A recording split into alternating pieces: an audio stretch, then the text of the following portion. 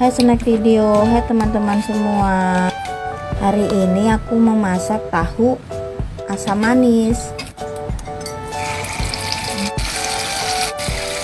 Tahu kan kalau digoreng aja kan bosen kan teman-teman. Jadi kita buat begini. Ini rasanya enak loh. Ini bumbunya antara lain ini.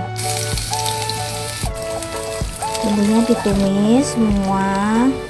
Tumis sampai harum, terus tambahkan saus tomat, saus sambal sama sauri, lalu dimasukkan air, dicek rasa ya teman-teman, kasih gula, garam. Ini orang kira ayam loh teman-teman.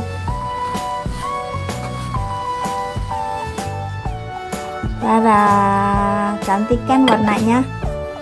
Selamat mencoba.